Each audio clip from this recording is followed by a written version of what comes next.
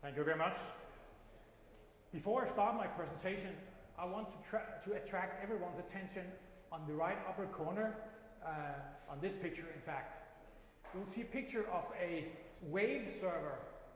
Are there anyone here in this room who are doing wave surfing or any other kind of surfing? Windsurfing?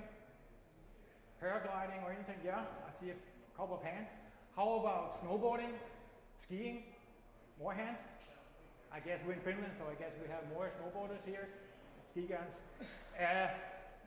I'm pretty sure if I ask you the question, would you consider anything checking before you're going to the mountain doing snowboarding or doing to the waves doing wave surfing?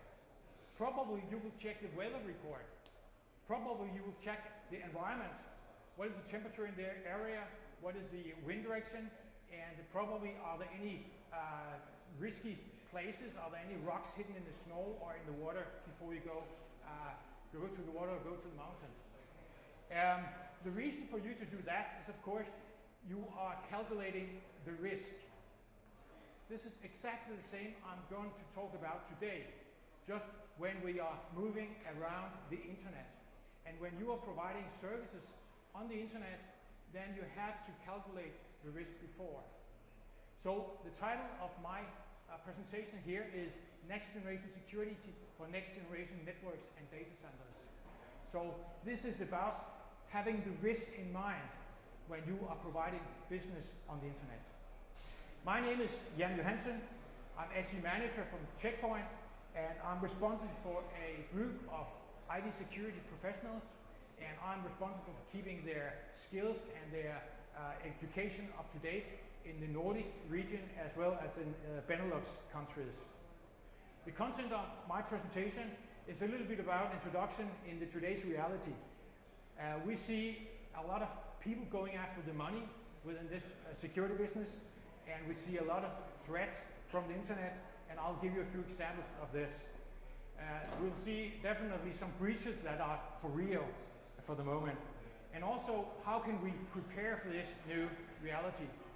I will give you a couple of examples on how you can better protect your services, your network services that you provide to your customers, before we go to the conclusion. This is today's reality. We see a lot of services available to any one of us. We have digital services provided by the state, by the government, by your bank, by healthcare providers. We see a lot of gaming business showing up during these years. It's a huge growing business, providing online games that you can buy accounts for playing Steam, for instance, for a long time. Or we have a lot of deals, a lot of issues with big data. Big data is about collecting enormous amounts of information from your privacy, from your private life, gathered in big databases, and process this data and use it for some purposes. We also see that a new approach, the Internet of Things, where we have interconnectivity in almost any device we can think of, our car, even our fridge, any device we can use, we have some kind of internet connectivity where data is being collected, location data is being collected, we can even process data in these various things. We have the mobility. Every one of us have at least a couple of devices we bring around. They contain data, maybe confidential data, and they can also be compromised. And also within the critical infrastructure, which is our water supply, our power supply and everything, power plants that are increasingly moving their services also to the internet, collecting the subscription consumption from you as a consumer. You can get access to your consumption from a website, etc. So a lot of data are moving to the internet during these times, but it also gives, of course, a risk of being compromised security-wise. In ancient times, this was a picture. Anyone was dreaming of finding the pot of gold somewhere. This is history. Until recently, we had another group of people, the thieves and all the criminals, that tried to help the fortune a little bit. So what they did was they used some kind of tools, they used crowbars, they used weapons, knives and everything in trying to threaten people to give them some of the money. We are aware of a lot of these kind of criminal acts like burglary, bank robbery, human trafficking, drug trafficking, car theft, and also in the category of vandalism and terrorism, we see a lot of this. However, the picture is rapidly moving these years. We have very problematic border crossing. It's not that easy to bring people over the borders or money or anything, or drugs even. It's a very high focus on this. We have a refined investigation method from the police. We see a very, very long and prolonged imprisonment for people who is actually being caught. And we have a much better surveillance equipment in order to catch people and face recognition, etc. So it's very, very difficult to be a physical criminal today. And therefore, everything is moving to the internet. What we see is a complete new group of people, a complete different group of faces, new communities on the internet. We call them the malware guys, we call them the black hat groups or whatever. People who have found a very, very good source of stealing money from people. And everything is exchanged on the internet. We have enormous amounts of values that are exchanging hands every day on the internet. Every hour, we have billions of euros and dollars exchanging hands through the internet every moment. And what these guys are doing, they're using new tools. They're not using the ordinary kind of weapons. They're using backdoors. They're compromising your credentials in order to get access to your bank account. They're trying to steal credit card information. They're stealing account information to your game. They're trying to place Trojan horses, backdoors into your computer system in order to get access to your confidential and private data. Everything is done via the internet. Some of the advantages by doing criminal acts over the internet is that there is a complete borderless access. No one can see where you hide. You can hide in any country, and even some countries have not that hard legislation rules, so it's very hard to punish people in these countries. And the opportunities to do criminal acts over the internet are almost infinite. What you also see is there is constantly new threats evolving. Every minute there is some guy somewhere in the world that are thinking out new kinds of threats in order to compromise security of a new database, a new cloud service, a new game, whatever. So that's the picture we have today. And this is exactly the target of today's criminals. The services that you use every day, or even the services that you maybe provide to your customers. So have you considered the security risk that you provide to the data that you keep in the databases, that you keep in your data centers? What I will do now is I will give you a couple of examples from the real world. We have most organizations, most IT security responsible people, they believe they are on top of managing the risk from the data they store or have within their cloud, within their data center, within their network. But we also see a lot of people who don't care. They think they are safe, but as we will see in the next couple of slides, they are definitely not. The first example we'll give you is from May this year. On May the 16th, it was discovered that a certain kind of malware, a malware is a kind of a internet virus, an internet worm, climbed into the network of the internal network of the Belgian Foreign Ministry. The specific name of the worm was Agent BTZ, also called Snake, and it hits the network, the internal network, and the computers of the Belgian Foreign Ministry. It's a well-known variant of a Russian computer worm, but in a new variation that was not seen by the current security measures that was in place. This worm was designed to compromise the security, to crawl into the network without being detected, and afterwards harvest all the information relevant on the internal computers and the internal servers on the Belgian Foreign Ministry network. And finally, when it had done what was designed to. They had to shut down the whole network for a couple of days in order to clean up every server and every laptop in the ministry. So the IT manager here, he thought he was safe. He was not in charge of the risk to full extent, at least. This worm was not catched by traditional antivirus system. I think that everyone here is aware that at least on my laptop I should have an antivirus system. But most antivirus systems are based on a detection technology where they have a database of known threats, and you can catch the threat if you know the signature of the threat. That's why you have to update it regularly to ensure you have the latest database with the threat signatures.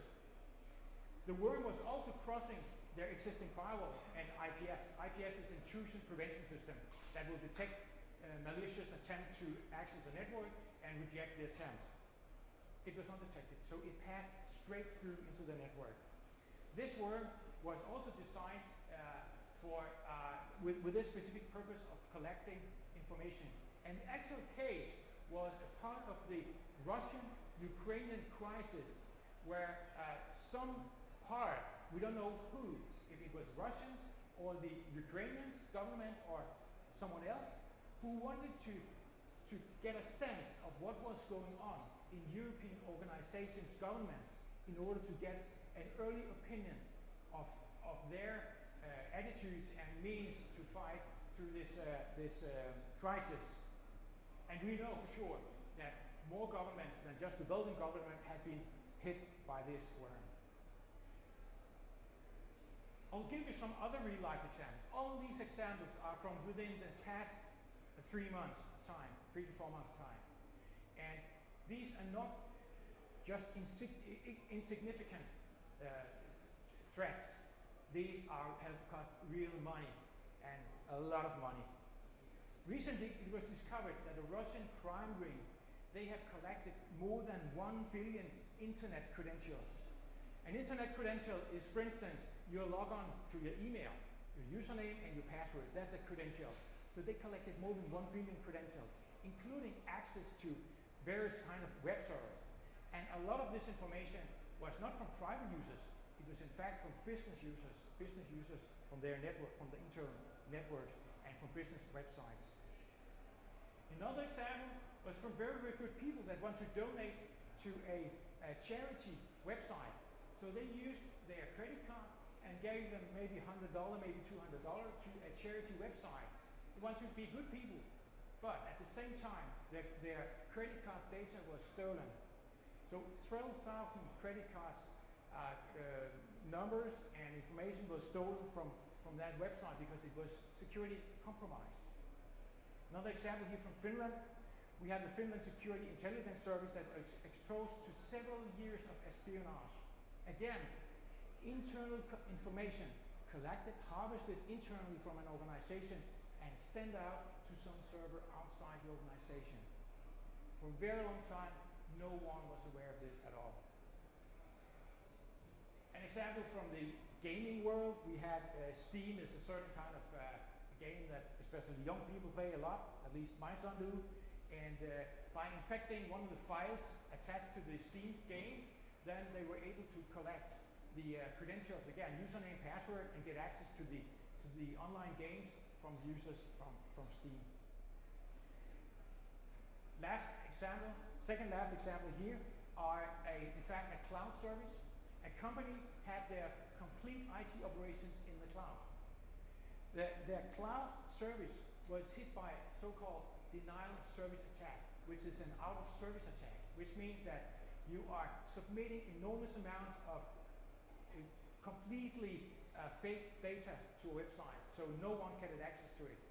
This company, they went bankrupt after a few days because they could not sustain that no of their clients or customers could get in touch with the company. So they suffered the ultimate DDoS death, so to say. Last example I just want to mention here is from my own country, Denmark. We had the National Service of Credit Cards called NETS. They provide any payment service throughout the country between any store and any private user. For several years, 3 to 4 years, they have been compromised by leaking out information about famous people, celebrities' credit card data. So for instance, when the royal Danish family was on vacation in France, the information was given from this company that now someone is using a credit card in France and it's someone from the royal family. So immediately after, there was a lot of journalists and photographers at this site taking pictures at the hotel of the royal family, and no one knew how could they be here so fast. This has been going on for several years. Some person just leaking out information every time. So this credit card, I have monitored this, and I can see now they are some interesting place. So a lot of celebrities like actors, actresses, and royal people have been caught in this. This was not discovered until May this year. I could mention much more examples, but I think that you got the idea. The question that we could ask here is, why is this happening? In some cases, because we are not aware of the unknown. The worm, for instance, that crawled directly into the network in the Belgian foreign ministry, it was unknown. They were not aware of it. It was below the surface. It could not be detected. Another reason is that there is no event correlation or no event analysis. Almost any company that have a security device, a firewall, an antivirus system, they are collecting logs. But mostly the logs, they're left to themselves. No one is analyzing the output from the firewalls or investigating the logs. If we do some correlation, which means that we source several kinds of logs and do some analysis across the logs, then we can sometimes detect that something unwanted action is going on. Then we should not forget the human factor. Lack of segregation, which means one person having access to the full system, not good. Several persons need to divide the different operations between them in order to ensure the separation of duties, are we also calling it, to ensure we have working controls. And then definitely also an important issue is poor risk analysis. A risk analysis means that you estimate how much value do I have in my databases. What are the customer data worth that I store in my databases? If it's a bank, it's very obvious, you can count the money. What will it cost you if you lose all your customer base completely just in 1 second? It will cost you a lot of money. That's the risk. Okay, how can we fight the risk? Can we prepare better for this reality? For sure we can. This is a Gartner model, and I will try to explain to you. It's divided into 3 parts. And the first third of this model here, this onto the left, we have very basic protection. What I call it is protection from the past generation of protection. Let's call it from 1995, when the internet exploded, until a few years ago, let's say until 2009. Very basic protection. Yes, we have a firewall in place. Of course we have, because we should have. We have had that for many years. And we also have protection on our laptops. We have antivirus. And that's more or less it. But it's not good enough. Definitely not. The second 2/3, they have implemented more complex security in order to fight all the threats that we see from the internet. That's what I call the current generation of protection. From 2010 almost until 2013 to last year. They realized that, yes, I maybe need a better firewall than just an ordinary network firewall. I may need and require a next generation firewall. So they deployed some new measures in order to fight the security threats that we see from the internet. What we see is normally small companies to mid-sized companies that at least are some orientated on risk, but only some. When we have hardcore business, like critical operations, critical business like finance companies, insurance companies, etc., they normally have high focus on protecting themselves through internet threats. They are definitely leaning forward. So they have deployed next generation operation of threat detection. They have deployed next generation firewalls, including antivirus, botnet detection. Botnets, by the way, are one of the biggest challenges that we see from the internet currently. Are you aware of, in a country like Finland, we have more than 100,000 infected PCs with a botnet. A botnet means that someone in the wild, someone on the internet, can control your PC without you knowing about it at all. Maybe you will be lucky, considering a little bit, why is my hard drive lamp blinking that much? There's more activity on this laptop there than I have started up on this laptop from the applications I run. That may be a botnet.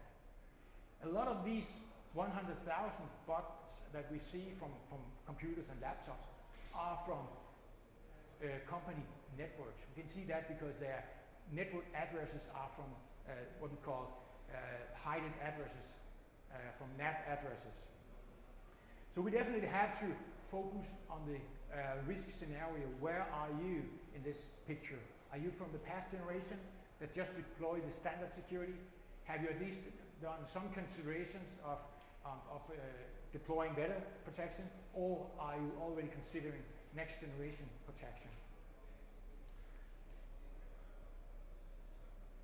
Any manager, at least any risk manager, that especially bigger enterprises, bigger companies, they have a department for risk management.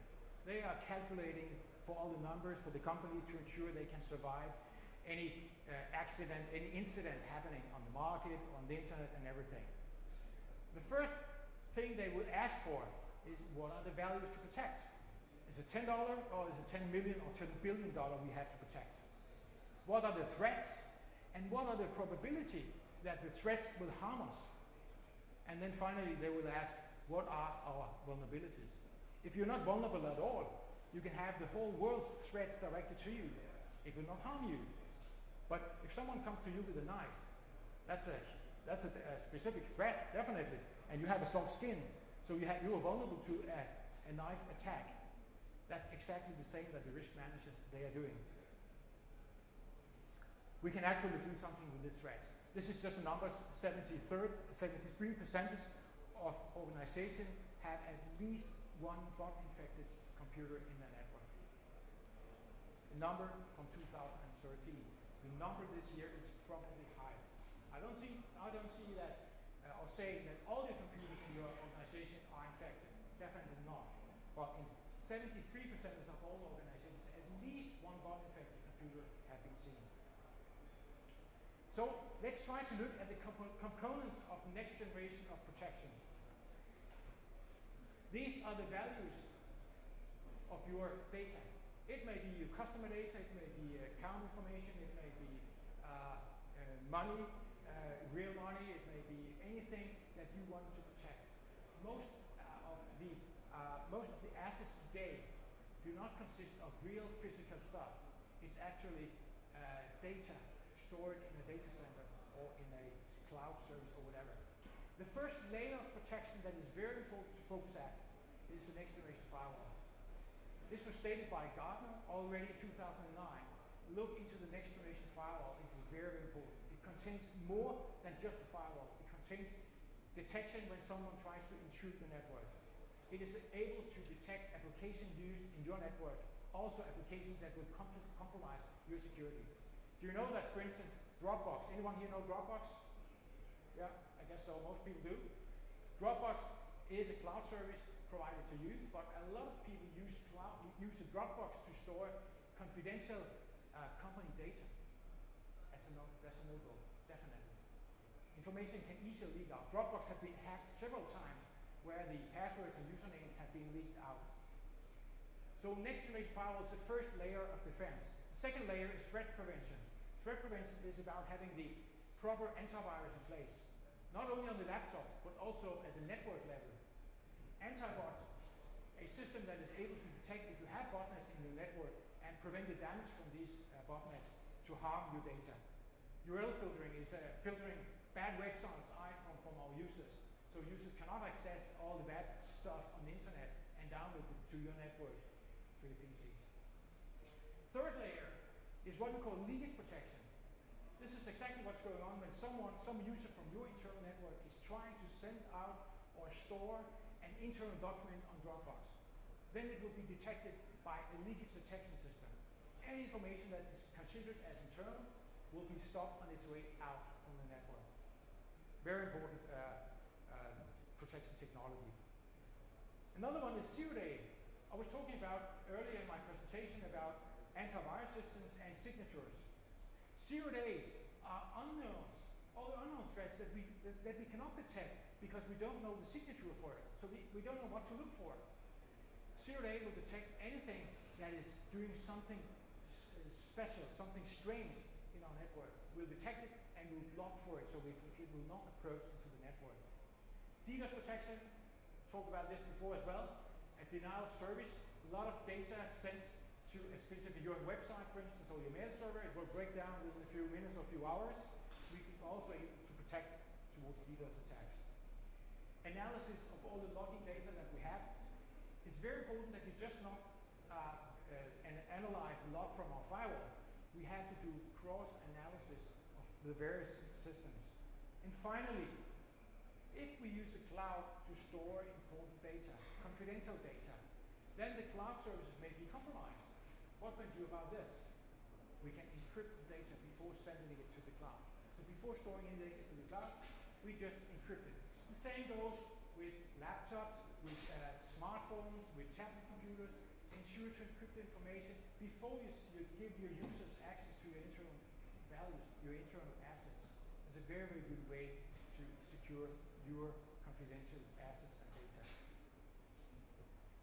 Okay, I'm very close to the ending of my session.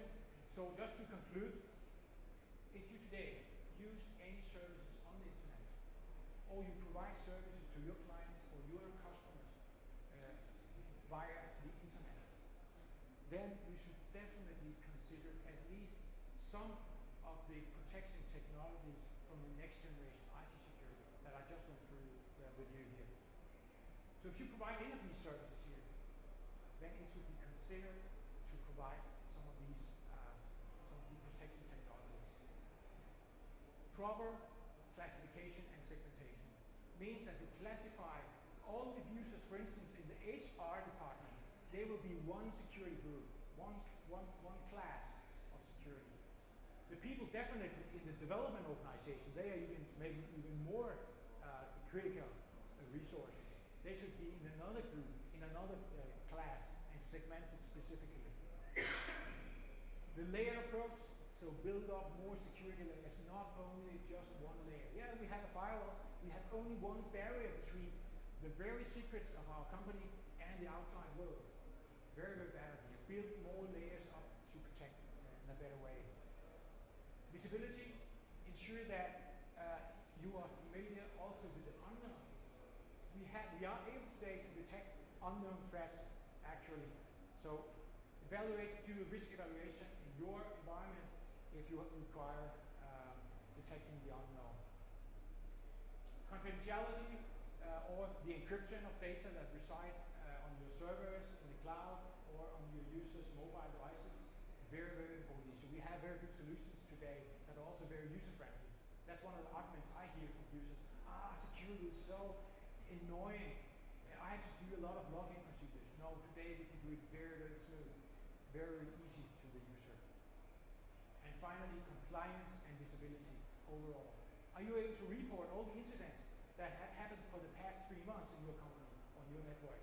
Can you report them? Can you show them to the IT auditor? Yes, this is all the incident, and we did this with these incidents. We handled well. Can we do that today? Even some companies, they have requirements for showing compliance.